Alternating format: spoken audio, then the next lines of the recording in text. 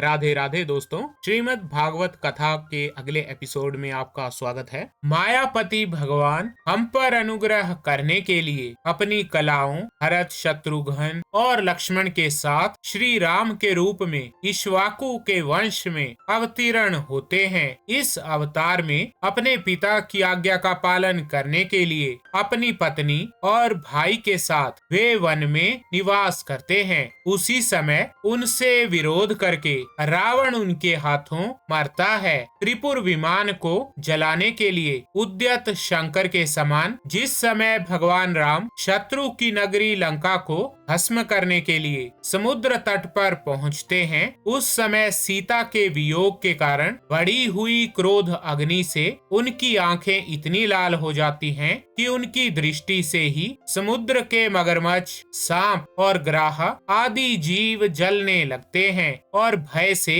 थर थर कांपता हुआ समुद्र झटपट उन्हें मार्ग दे देता है। जब रावण की कठोर छाती से टकराकर इंद्र के वाहन ऐरावत के दांत चूर चूर होकर चारों ओर फैल गए थे, जिससे दिशाएं सफेद हो गई थी, तब दिग्विजयी रावण घमंड से फूलकर हंसने लगा था। वही रावण जब श्री रामचंद्र की पत्नी सीता जी को चुराकर ले जाता है और लड़ाई के मैदान में उनसे लड़ने के लिए गर्व पूर्वक आता है, तब भगवान श्री राम के धनुष की टंकार से ही उसका वो घमंड प्राणों के साथ उसी क्षण विलीन हो जाता है। जिस समय झुंड के झुंड दैत्य पृथ्वी को रौंद डालेंगे, उस समय उसका भार उतारने के लिए भगवान बलराम और श्री कृष्ण के रूप में कला अवतार ग्रहण करेंगे। वे अपनी महिमा को प्रकट करने वाले इतने अद्भुत चरित्र करेंगे कि संसार के मनुष्य उनकी लीलाओं का रहस्य बिल्कुल नहीं समझ सकेंगे। बचपन में ही पूतना के प्राण हर लेना, 3 महीने की अवस्था में पैर उछालकर बड़ा भारी छकड़ा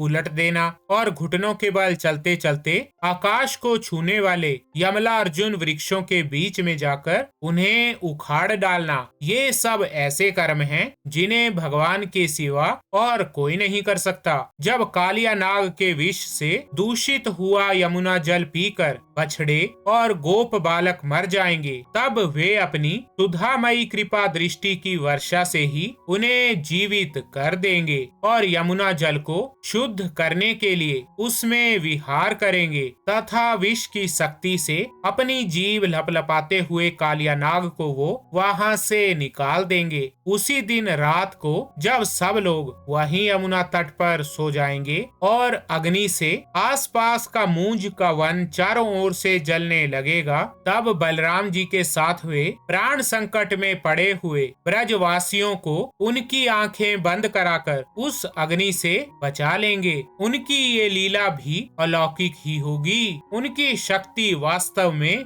अचिंत्य है। उनकी माता उन्हें बांधने के लिए जो जो रस्सी लाएगी वही उनके उदर में पूरी नहीं पड़ेगी, 2 अंगुल छोटी रह जाएगी तथा जम्भाई लेते समय श्री कृष्ण के मुख में 14 भुवन देखकर पहले तो यशोदा भयभीत हो जाएगी, परंतु फिर वे संभल जाएगी। वे नंद बाबा को अजगर के भय से और वरुण के पास से छुड़ाएंगे। मैं दानव का पुत्र व्योमासुर जब गोप बालों को पहाड़ की गुफाओं में बंद कर देगा, तब वे उन्हें भी वहां से बचा लाएंगे। गोकुल के लोगों को जो पूरा दिन काम धंधों में व्याकुल रहते हैं और रात को अत्यंत थक कर सो जाते हैं, साधनाहीन होने पर भी वे अपने परम धाम में ले जाएंगे। निष्पाप नारद जब श्री कृष्ण की सलाह से गोप लोग इंद्र का यज्ञ बंद कर देंगे,